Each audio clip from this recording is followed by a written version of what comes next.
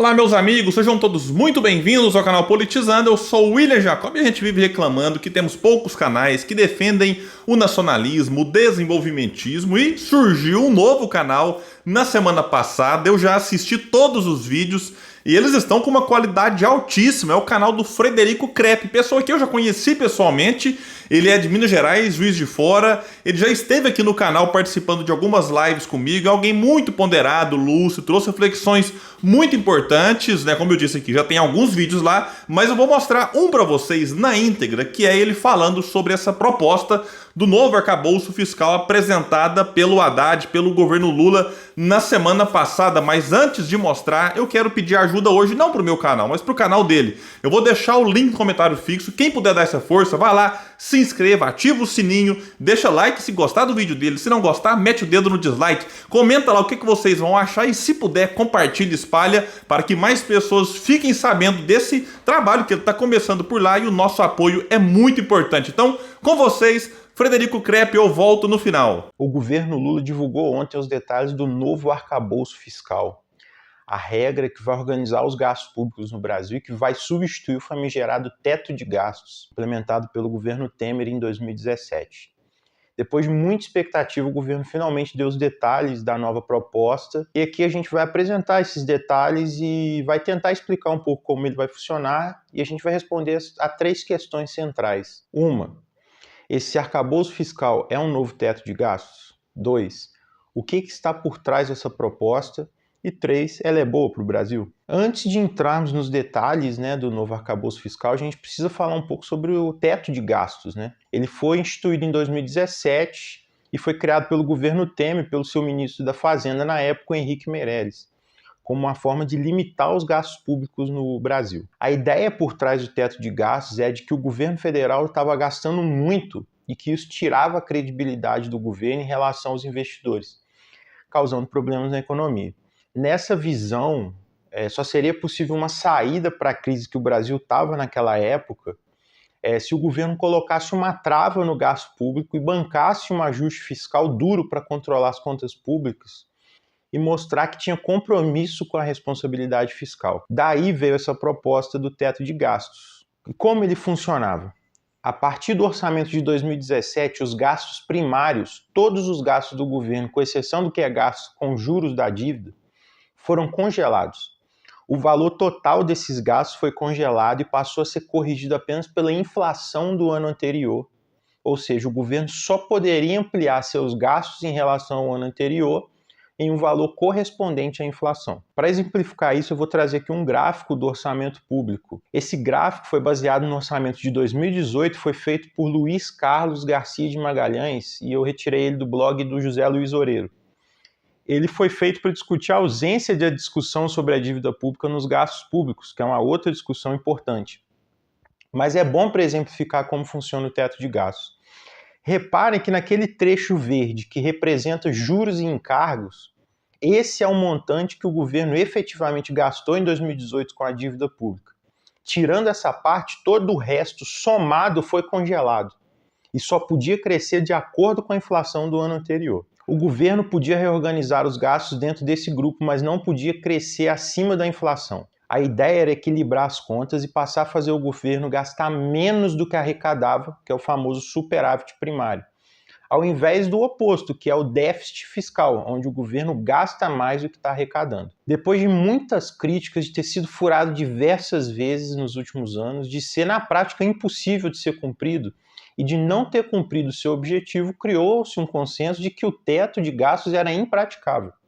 Isso facilitou a sua suspensão a partir da PEC da transição aprovada no ano passado. Essa PEC da transição obrigava o governo a apresentar uma nova regra fiscal, que foi apresentada ontem. Agora sai o teto de gastos e entra o arcabouço fiscal. O que é isso? É um conjunto de regras para orientar o gasto público a partir do ano que vem, se ele for aprovado no Congresso. Ele modifica o teto de gastos. Então a gente vai entender um pouco essa proposta. É importante destacar também que esse projeto foi apresentado ontem. Então algumas coisas ainda podem ser modificadas. Nós vamos apresentar aqui da forma que ele foi mostrado pela equipe econômica ontem. A partir de agora, o governo federal tem permissão para um aumento real dos gastos públicos. O que isso significa? Ele pode gastar acima da inflação. Só que ele tem um limite, porque esse gasto ele vai ser 70% do aumento da arrecadação nos 12 anos anteriores, com uma trava. Esse aumento só pode chegar a 2,5% do que foi gasto no ano anterior. Ou seja, o governo vai poder gastar a inflação mais 70% do que foi aumentado da arrecadação, com um teto de 2,5%. Um exemplo, se o governo aumentou a arrecadação em 100 bilhões de reais de um ano para o outro, ele, em tese, pode gastar 70 bilhões a mais no ano seguinte, se esse valor não representar 2,5% de aumento em relação aos gastos do ano anterior, acima da inflação. A cada ano, o governo vai estabelecer uma meta para a relação entre gastos e receita. Essa meta vai ter uma margem de 0,25 para cima ou para baixo. Exemplo, o governo, em relação ao orçamento, ele estabeleceu uma meta de déficit zero, ou seja, vai equilibrar gasto e receita. Com essa margem, se o governo gastar 0,25 a mais ou 0,25 a menos, ele está dentro da meta. Como já foi dito, o governo vai ter um teto de no máximo 2,5 acima da inflação em relação aos gastos dos anos anteriores, e esse teto só vai poder aumentar se o governo conseguir um superávit maior do que o teto da meta. Ou seja, ele só pode aumentar os gastos acima desse valor de 2,5% se o superávit do governo for acima da meta estabelecida, se for acima do teto da meta estabelecida. E se o governo não cumprir essa meta? Aí ele é punido e o limite de gastos, ao invés de 70%, vai para 50% em relação à arrecadação, sempre com um piso de 0,6% em relação ao gasto do ano anterior. Com esse arcabouço, então, o governo ele pode gastar sempre entre 0,6% e 2,5% acima da inflação em relação ao gasto do ano anterior, e pode gastar mais do que 2,5% se ele conseguir um superávit maior do que o teto da meta que ele estabeleceu para aquele ano. Essa é a proposta do novo arcabouço do governo. Agora, a gente pode avaliar essa proposta, né? Então, a gente destacou alguns pontos aqui que precisam ser levantados, né? O primeiro é que esse arcabouço ele é procíclico. Esse, a meu ver, é o principal problema dele. E o que é ser procíclico, né? A economia ela vive de ciclos, de altas e baixas de tempos em tempos.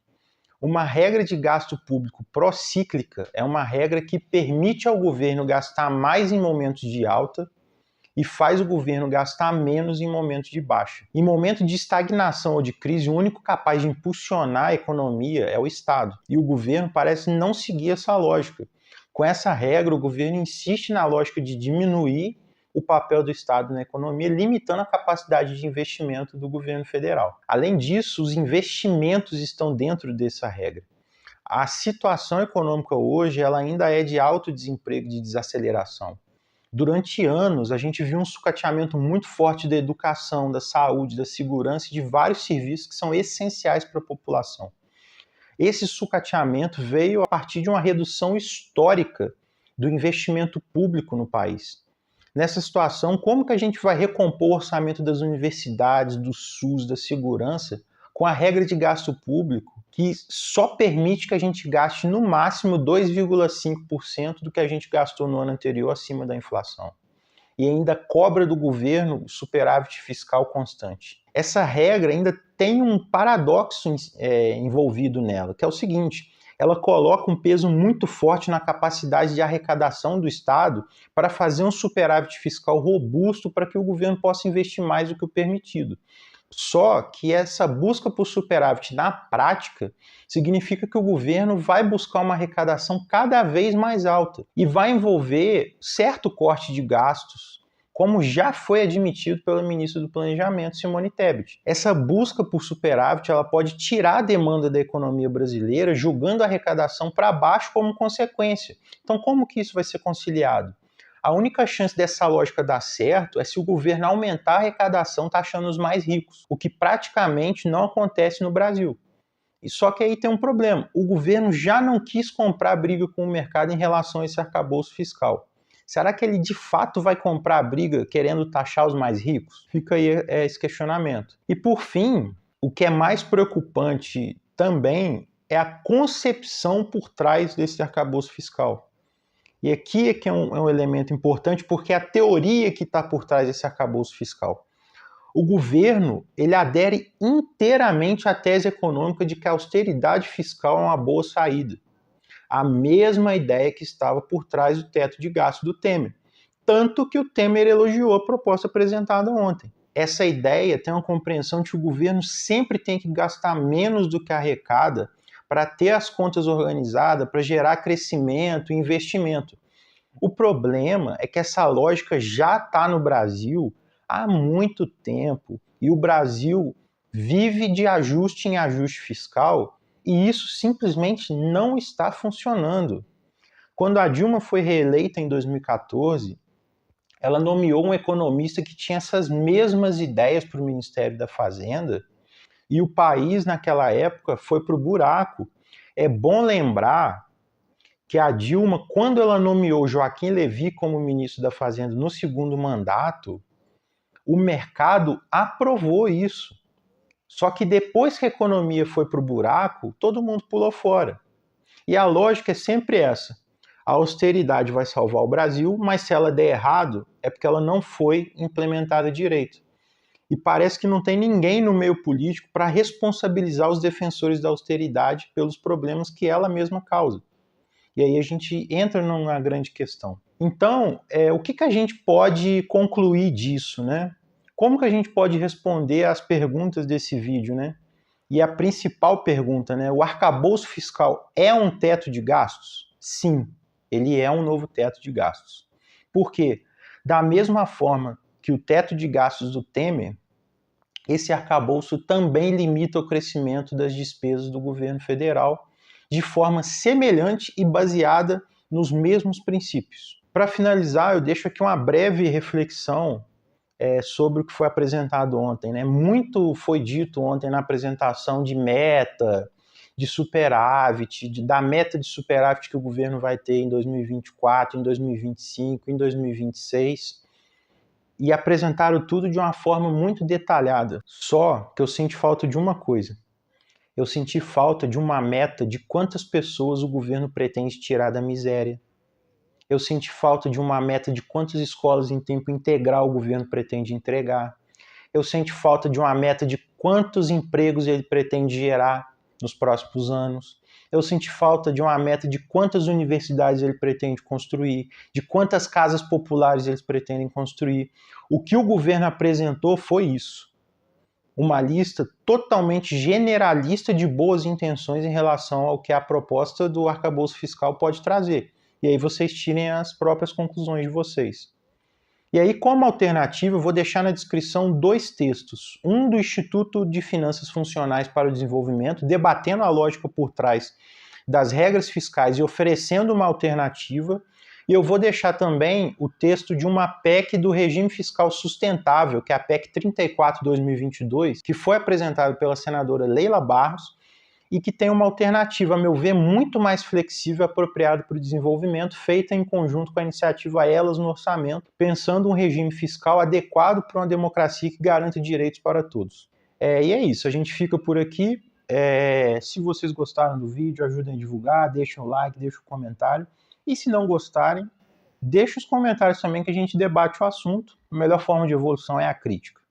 Eu vou deixar minhas redes na descrição, vou deixar o meu canal no Telegram e as fontes que eu usei para fazer esse vídeo. Um grande abraço a todos e até mais. Bom, pessoal, então vocês viram aí, né? O Fred explica, né? Eu até comentei com ele que ficaria difícil eu fazer um react, porque de comentar em cima para esse vídeo aqui não ficar muito longo e mais. O Fred, ele quase que desenhou com a introdução, desenvolvimento e uma conclusão muito bem feitas ali, né, explicando como é que a proposta está neste momento. Ela vai sofrer alterações no Congresso e mostrando lá, vocês viram, né, o problema que o Brasil está tendo e que não será resolvido.